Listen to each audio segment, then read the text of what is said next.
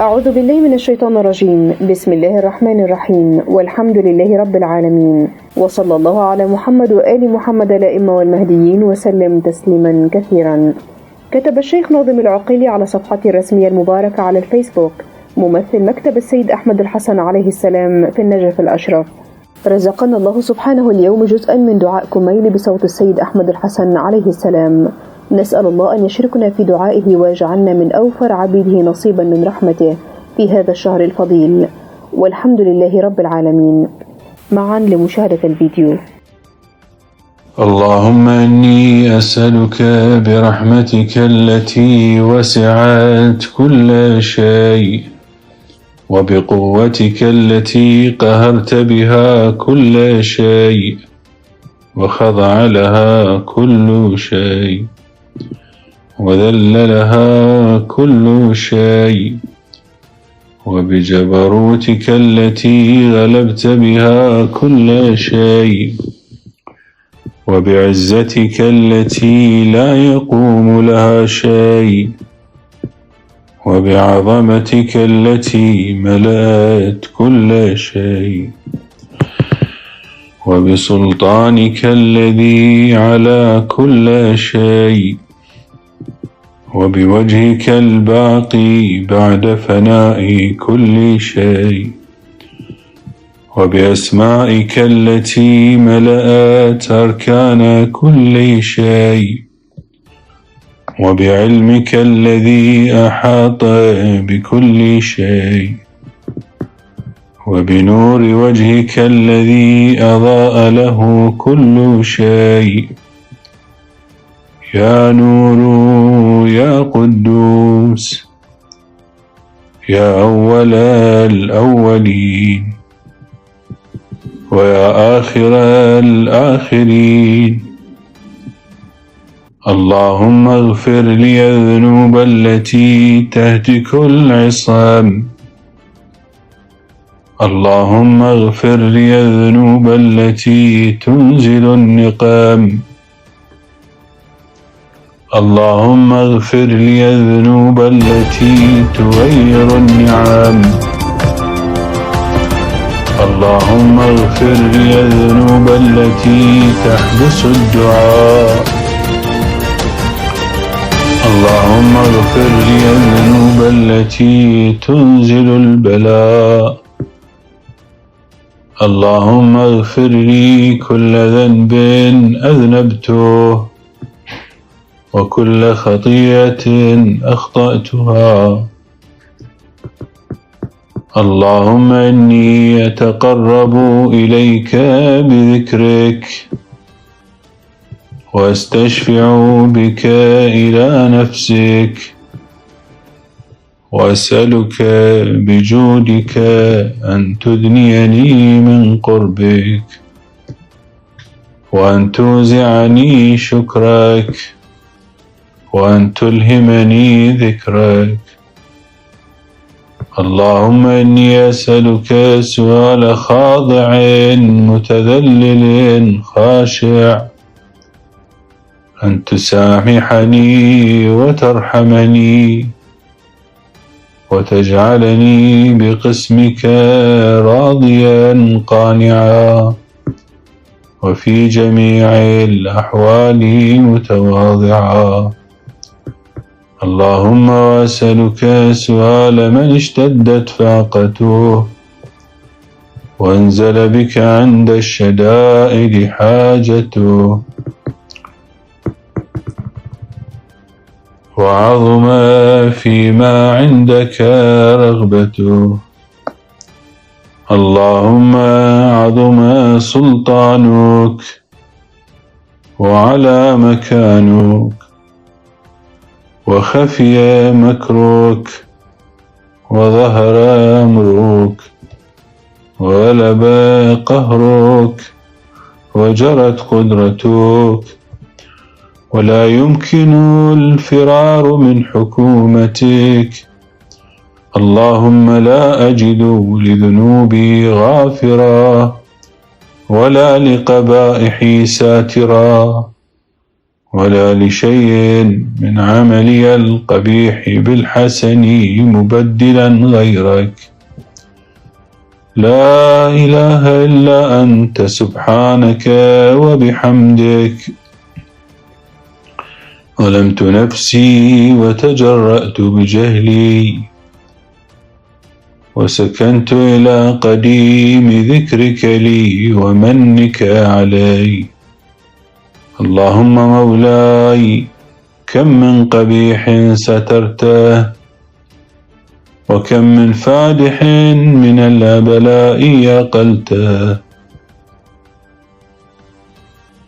وكم من عثار وقيته، وكم من مكروه دفعته، وكم من ثناء جميل لست أهلا له نشرته.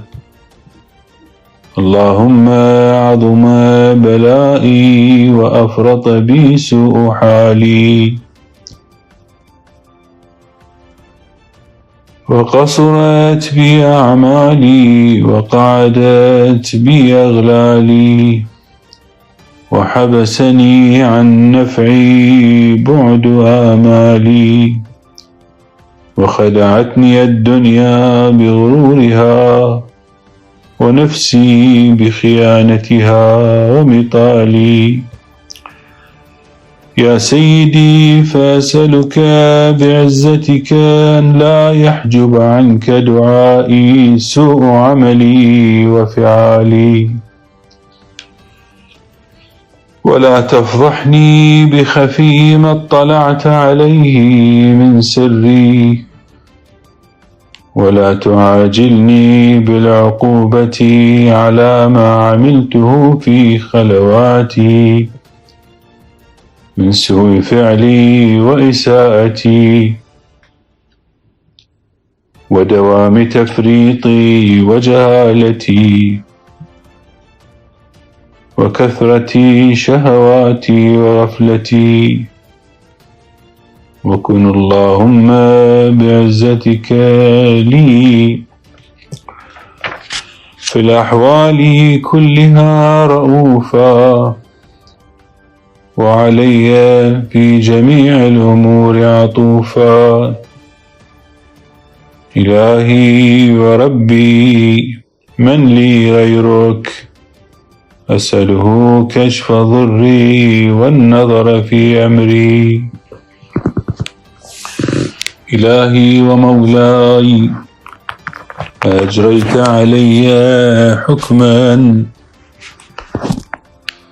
اتبعت فيه هوى نفسي، ولم أحترس فيه من تزيين عدوي، فغرني بما أهوى وأسعده على ذلك القضاء، فتجاوزت بما جرى علي من ذلك بعض حدودك، وخالفت بعض أوامرك، فلك الحجة علي في جميع ذلك، ولا حجة لي فيما جرى علي فيه قضاؤك، وألزمني حكمك وبلاؤك. وقد أتيتك يا إلهي بعد تقصيري وإسرافي على نفسي، معتذرا نادما، منكسرا مستقيلا، مستغفرا منيبا، مقرا مذعنا معترفا، لا أجد مفرا مما كان مني، ولا مفزعا أتوجه إليه في أمري غير قبولك عذري، وإدخالك إياي في سعة من رحمتك. اللهم فاقبل عذري، وارحم شدة ضري، وفكني من شد وثاقي. يا رب ارحم ضعف بدني، ورقة جلدي، ودقة عظمي. يا من بدا خلقي وذكري وتربيتي وبري وتغذيتي، هبني لابتداء كرمك وسالف برك بي. يا إلهي وسيدي وربي، أتراك معذبي بنارك بعد توحيدك، وبعد ما انطوى عليه قلبي من معرفتك، ولهج به لساني من ذكرك، واعتقده ضميري من حبك، وبعد صدق اعترافي ودعائي خاضعا لربوبيتك، هيهات أنت أكرم من أن تضيع من ربيته، أو تبعد من أدنيته، أو تشرد من آويته، أو تسلم إلى البلاء من كفيته ورحمته. وليت شعري يا سيدي وإلهي ومولاي، أتسلط النار على وجوه خرت لعظمتك ساجدة، وعلى ألسن نطقت بتوحيدك صادقة وبشكرك مادحة، وعلى قلوب اعترفت بإلهيتك محققة، وعلى ضمائر حوت من العلم بك حتى صارت خاشعة، وعلى جوارح سعت إلى أوطان تعبدك طائعة، وأشارت باستغفارك مذعنة. ما هكذا الظن بك، ولا أخبرنا بفضلك عنك يا كريم يا رب، وأنت تعلم ضعفي عن قليل من بلاء الدنيا وعقوباتها، وما يجري فيها من المكاره على أهلها، على أن ذلك بلاء ومكروه قليل مكثوه، يسير بقاؤه قصير مدته. فكيف احتمالي لبلاء الآخرة وجليل وقوع المكاره فيها، وهو بلاء تطول مدته ويدوم مقامه، ولا يخفف عن أهله، لأنه لا يكون إلا عن غضبك وانتقامك وسخطك، وهذا ما لا تقوم له السماوات والأرض. يا سيدي، فكيف بي وأنا عبدك الضعيف الذليل الحقير المسكين المستكين. يا إلهي وربي وسيدي ومولاي، لأي الأمور إليك أشكو، ولما منها ضج وأبكي، لأليم العذاب وشدته أم لطول البلاء ومدته؟ فلأن صيرتني للعقوبات مع أعدائك، وجمعت بيني وبين أهل بلائك، وفرقت بيني وبين أحبائك،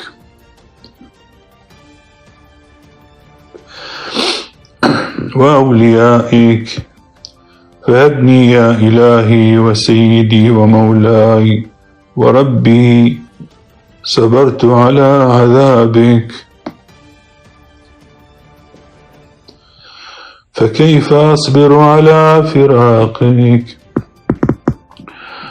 وابني صبرت على حر نارك.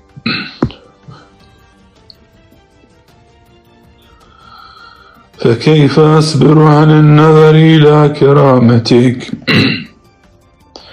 أم كيف أسكن في النار ورجائي عفوك؟ فبعزتك يا سيدي ومولاي أقسم صادقا، لئن تركتني ناطقا لأضجن إليك بين أهلها ضجيج العاملين، ولأصرخن إليك صراخ المستصرخين، ولأبكين عليك بكاء الفاقدين، ولأنادينك أين كنت يا ولي المؤمنين، يا غاية آمال العارفين، يا غياث المستغيثين، يا حبيب قلوب الصادقين، ويا إله العالمين.